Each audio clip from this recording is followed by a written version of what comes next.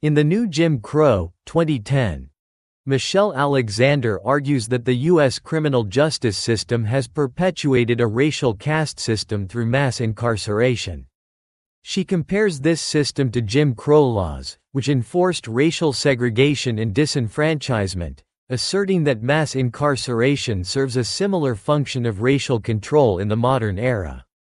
Alexander's central thesis is that the war on drugs and subsequent policies disproportionately target African Americans, leading to devastating consequences for Black communities.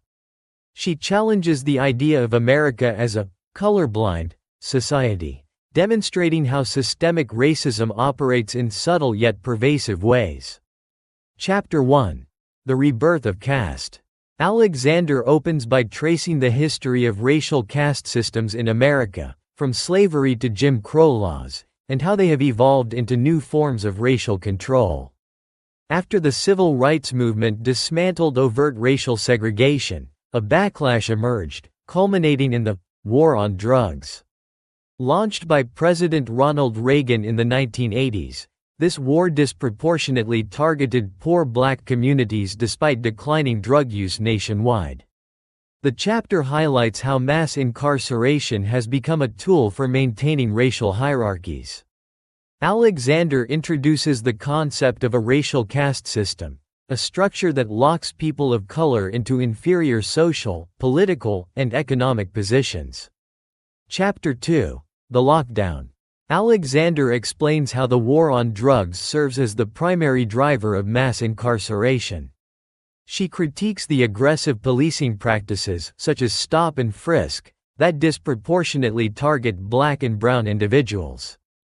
These practices often rely on racial profiling, yet they are justified under the guise of maintaining public safety.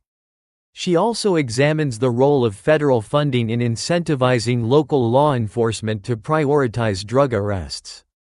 This financial motivation, combined with militarized police tactics, has led to the criminalization of entire communities. Alexander points out that most drug arrests involve nonviolent offenders, yet the punitive measures imposed on them are severe and long-lasting. Chapter 3: The Color of Justice. This chapter explores the racial bias embedded in the criminal justice system. Alexander demonstrates how discretionary decisions at every stage, policing, prosecution, sentencing, and parole, disproportionately harm Black individuals. While laws appear race-neutral on the surface, they are enforced in ways that disproportionately target people of color. She discusses the U.S. Supreme Court's role in upholding these practices, citing cases that effectively insulated the criminal justice system from claims of racial bias. For example, Alexander critiques the McCleskey v. Kemp decision, which dismissed statistical evidence of racial disparities in the death penalty as insufficient to prove intentional discrimination. Chapter 4: The Cruel Hand. Alexander examines the long-term consequences of being labeled a felon.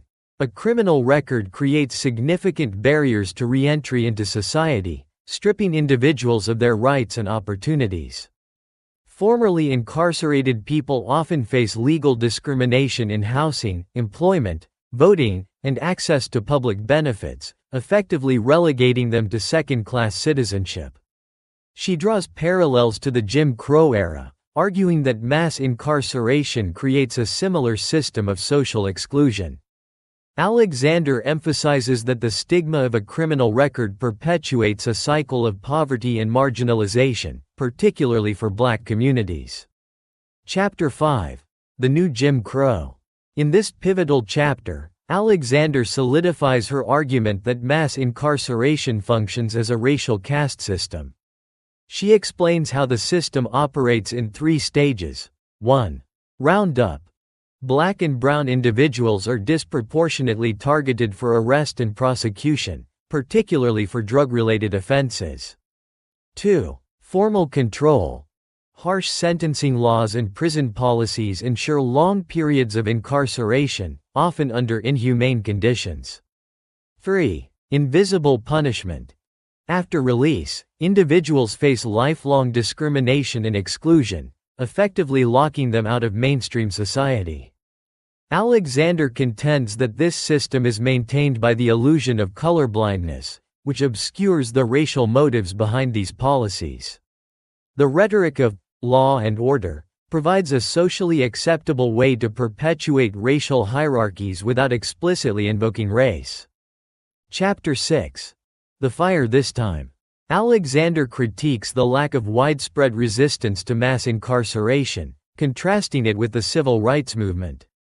She argues that the framing of criminal justice as a colorblind issue has depoliticized the fight against racial injustice. Many Americans, including some civil rights organizations, have accepted the narrative that criminality is an individual failing rather than a systemic issue. She calls for a broad, grassroots movement to challenge the racial caste system, emphasizing the need for coalition building across racial and class lines. Alexander insists that mass incarceration must be understood as a racial justice issue, not merely a criminal justice problem. Key themes and arguments. 1. Racial caste system.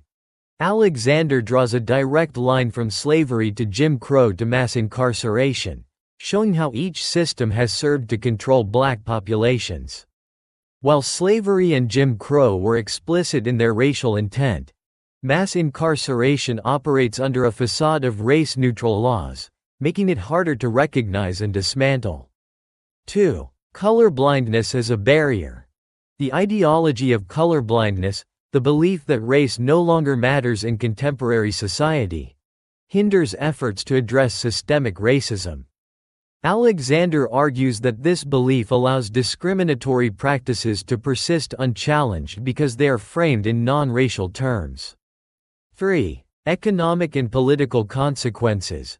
Mass incarceration disproportionately impacts poor black communities, exacerbating economic inequality and disenfranchisement. The criminal justice system not only removes individuals from the workforce but also denies them opportunities for upward mobility upon release. Furthermore, felony disenfranchisement laws strip millions of black Americans of their voting rights, weakening their political power. 4. War on drugs as a tool of oppression. Alexander critiques the war on drugs as a deliberate policy designed to criminalize black communities. Despite similar rates of drug use across racial groups, black people are arrested, convicted, and incarcerated at significantly higher rates. This disparity reflects systemic racism rather than genuine concerns about public safety or drug abuse. Solutions and calls to action.